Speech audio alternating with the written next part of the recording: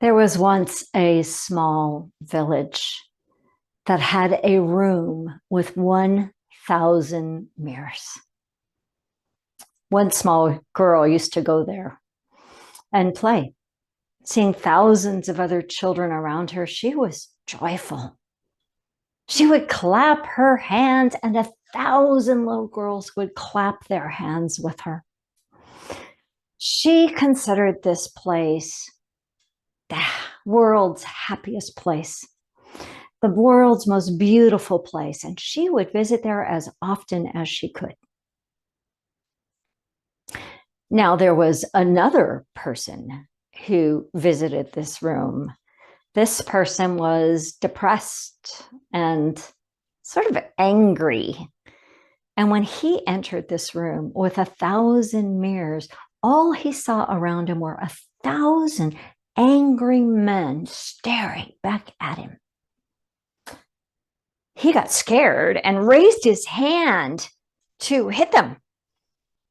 But in return, 1,000 men raised their hands to hit him. He thought, this is the worst place in the world, and he quickly left, never to return.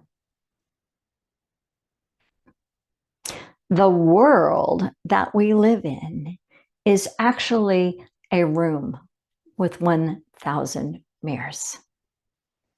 What we get out of it is what the universe will give us, what we give it, what we are is what the universe will give back to us, always and forever. Our basic number 3 principle that thoughts are things, that our vibration creates our reality. So what is it that you're seeing in your life? What is it you're seeing on the media? What is it you're seeing in the world right now? What is it that catches your attention and holds it tight, holds it hostage even? Is it a financial challenge, a health challenge, a relationship challenge? Is it something like the stock market or the interest rates or whatever? Just notice what your house of mirrors may be right now. The world is a heaven, or it's not. It's all up to us what we make out of it. So the question becomes, why do we see what we see? Why is it that we see what we see? You know, there's like, if somebody witnesses 2 or 3 people or 5 or a dozen witness an accident, you're going to get that many different versions of what happened. Why does that happen that way? What is it in our humanity, in our biochemistry, in our neurology that allows us to see everything completely different? Well, we think that our vision is a higher sense. We think that our vision is infallible. But the truth is, we can only see that which we believe and that which we are. And the way to see different is to actually be different.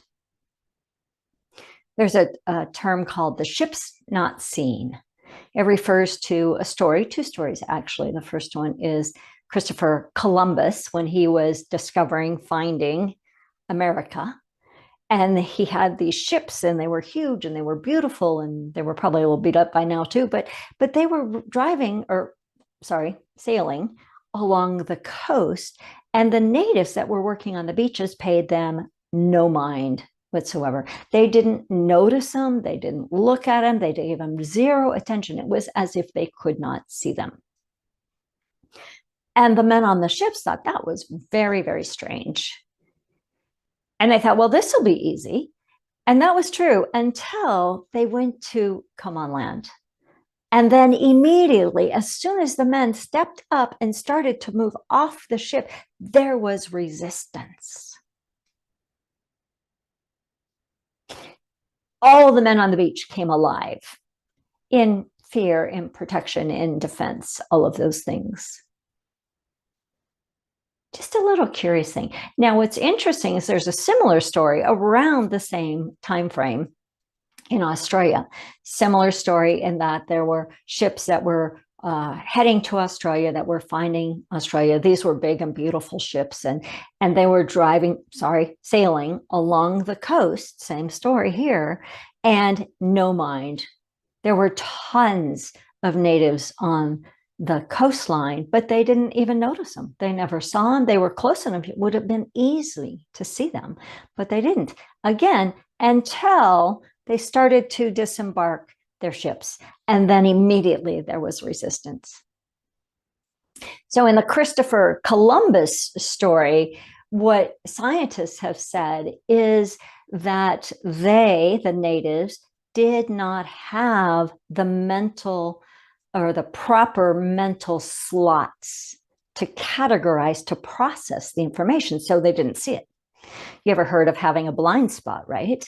We have a blind spot. So people, including some people I know that have glaucoma, have blind spots. They don't even really know they do until they get tested. We don't know where our own blind spots are until we start to see them. But they also said that they had no way to process or accept such foreign and never before seen views. This is important for us. The story about the Australia coastline was a little bit different in that they said that the natives were so focused on their survival that nothing grabbed their attention unless it threatened that very survival.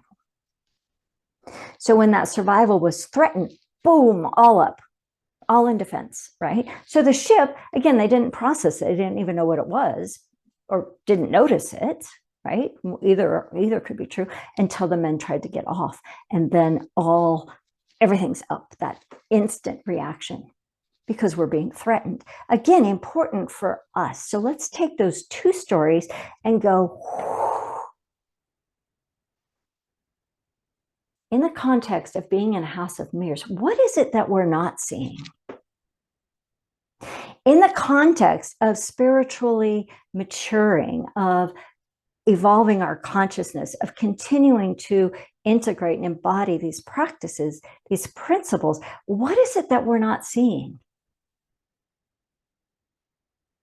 What is it that you're not seeing in this big, beautiful world of ours?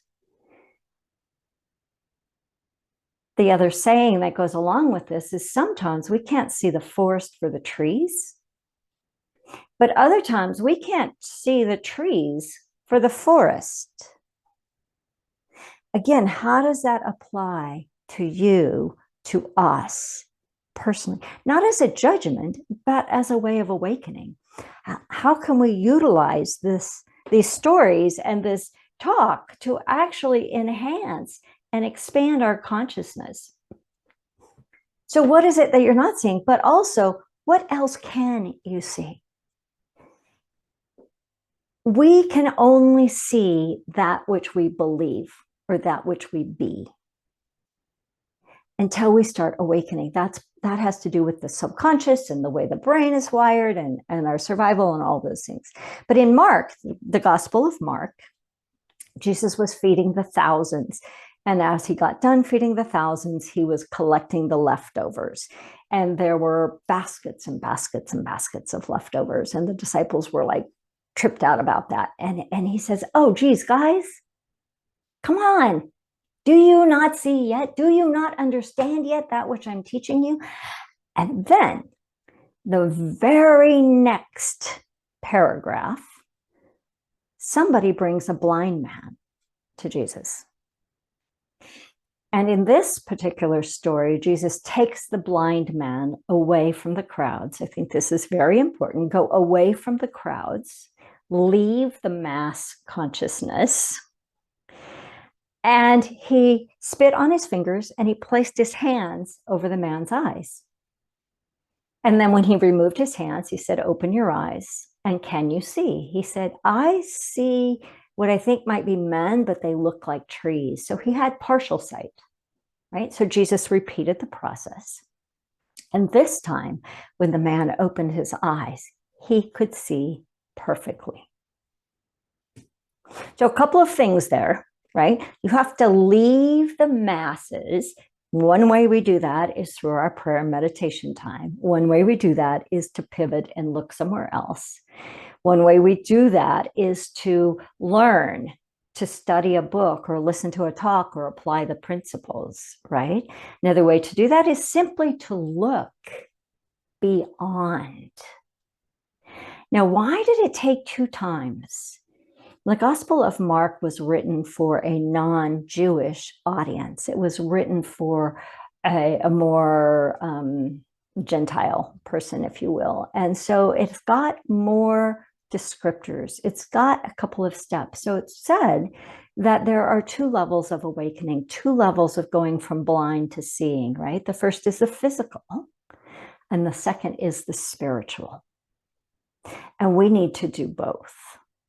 Both are equally important. It's about learning to see more clearly that which you want to see. It's about training ourselves to go beyond the circumstances into the possibilities. Now, I know 100% that we are living in multiple dimensions right now. Sometimes, you have a conversation and they're on such a different plane. It's like, there's like, it's hard to connect sometimes. It's our responsibility to connect and meet people where they are. It's also our responsibility, because we're the ones that know, to pop into what I call our new humanity now, our new level of consciousness. It's what Jesus taught us. It's moving from a mass consciousness of separation, which is rife with fear and competition and anxiety and, all of those things, lack and limitation and dis-ease in every sense of the word, into oneness. And we don't only have that opportunity, we have that responsibility to do that. So how can we use what we're seeing to begin to build our awareness of the new? Well, number one, realize that the reality and the fact are 2 different things. We have a lot of reality shows on our media. Our media is basically reality-based. It may have a glimmer of a fact here and there, but it's filled with opinions. It's filled with what people think, the stories we make up about it. I'm talking not just news channels, but all of our media, our weather, our, everything, our stock market, our housing market, everything is part of what we call reality, small r. But what is the fact? The fact is, oh, it's sunny out. Oh, it's raining out. Oh, she physically hit me. The reality is I make up a story about why she hit me. Well, all that's made up stuff. It comes from the subconscious, but it's still all made up stuff. So as you can begin to separate, what is the fact here? The fact is concrete. The reality is emotionally based. So if there's emotion hooked into it, you're in reality. You're in a story about something. That's what is actually easily changeable. So as we begin to separate, like the yolk from the egg, right? As we begin to separate it out, then we can begin to change it. We can begin to look again. We can begin to change our experience, which is essentially changing the room of the 1,000 mirrors. 3 ways that we can do that. First one is Emma Curtis Hopkins. She was a teacher of Charles and Myrtle Fillmore. And she had this little ditty that she would do. And she'd say, this too is good. This too is God. This too is for me. And I demand to see the blessing. And she would. And sometimes it would take a minute longer than other times. Sometimes it would take longer. Sometimes it would take that commitment to demand to see the blessing. Second one is very similar. There is nothing and no one in the universe against me, ever. There is nothing against me. No person, no place, no situation, no circumstance, nothing is against me. Now, we like to go to our victim mentality. We talked about that last time I was there. But if we realize and we begin to embody that truth, it doesn't mean everything is always roses, because even roses have thorns. But it does mean we begin to rewire our consciousness. So if there's nothing against me, this too is for me. Now, for me can be a lesson. It can be a growing edge. It can be an opportunity to do something different. It's not that the thing that happens is necessarily good, but when something that happens that doesn't feel good, I can still find good in it or through it, or as I heal or grow beyond it. And the third one you've heard me say often, wow, this is fact, right? I can't wait to see how the miraculous outcome shows up here. Do you see what happens with each of those? I begin to shift my consciousness from tight, defensive, no, to possibilities. I don't know how it's going to work out. I don't know where the blessing's going to come from. I don't know how this can be for me in the moment. But when I begin to embody the truth that it is for me, for my growth, for my expansion, for me to practice more love or more kindness or more compassion, for me to practice leaning into possibilities, for me to practice my spiritual principles in a way that even more fully integrates them. Those are all ways that life itself can offer us blessings, that we can find a way that this is for us, that we lean into life and we open to possibilities. And that takes conscious awareness. That takes a spiritual and emotional maturity, which is what we're working on here, really, is that ever-evolving consciousness. But I promise you that if you look for the good, you will find it. I promise you that if you would look for the brilliance of the world, you will find it. There are amazing, beautiful, brilliant things happening in the world all the time. It's not that hard to find, but you have to change your channel. You have to change. You have to leave the house of mirrors that's opposite, and you have to begin to engage with that which you desire. Some of the things that are happening are innovations from young people that are absolutely brilliant, that can potentially heal our planet. Some of the things that are happening is nature and beauty and the way that animals are interconnecting with each other in a ways that never before, that they were not doing a decade or a century before. Some of the ways are the ways that people, even in the most dire situations, are finding their peace and their happiness.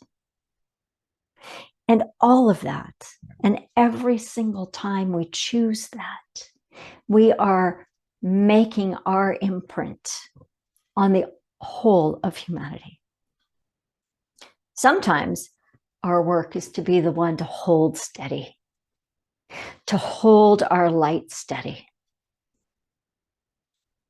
to hold the place of peace steady in the midst of the chaos or in the midst of the storm. So feel into for yourself where you are being called today.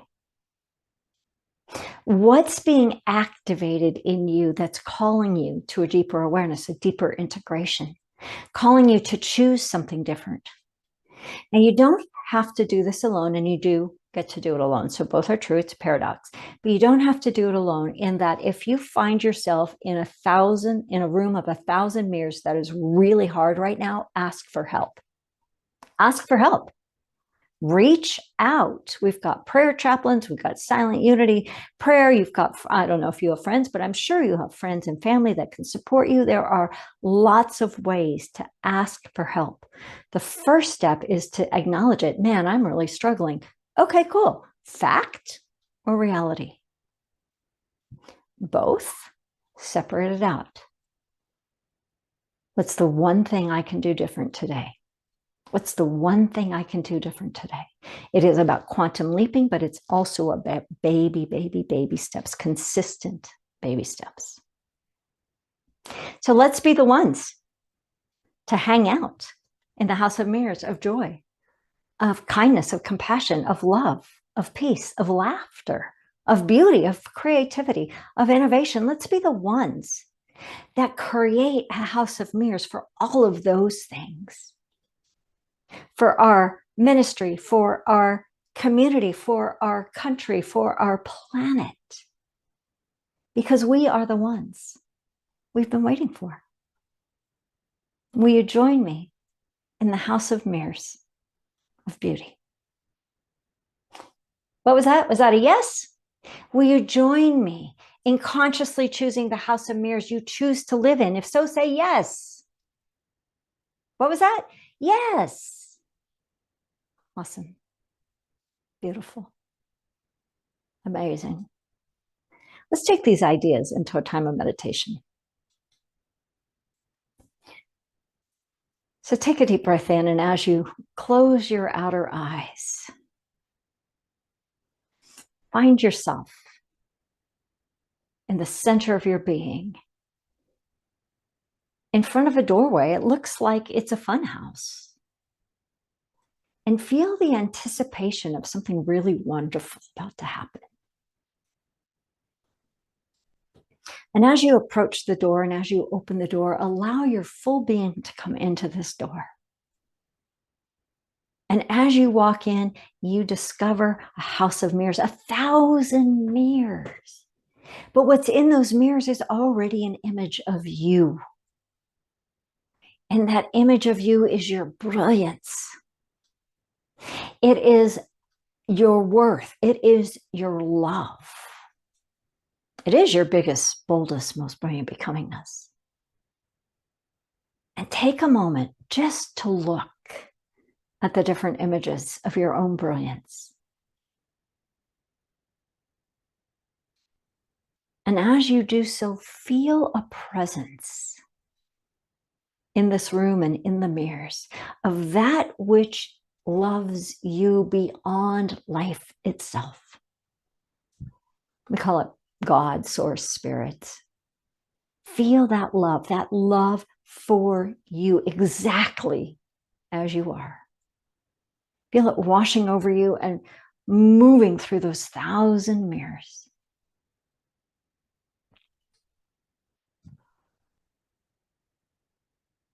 And in that love, come to know your true worth, your true value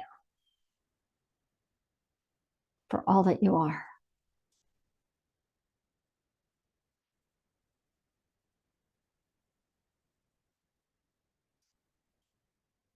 And as your heart is being stretched wide open, as your mind is being stretched into new possibilities, look again at the mirrors. Look again at 1,000 different scenes of you living your value, your worth, knowing how loved you are, knowing that you are loved, expressing, embodying your own brilliance. Take a few moments just basking in this reflection of your own beauty.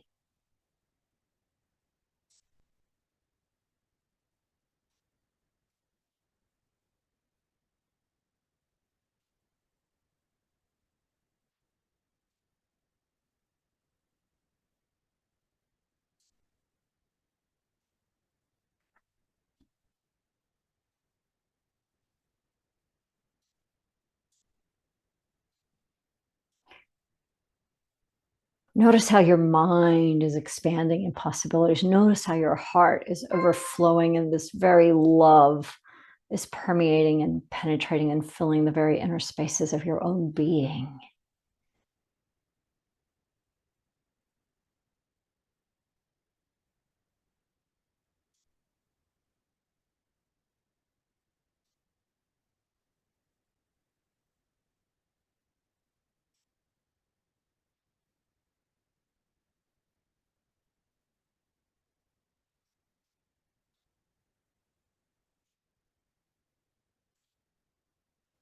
Breathing it, expanding into it, allowing it, accepting it.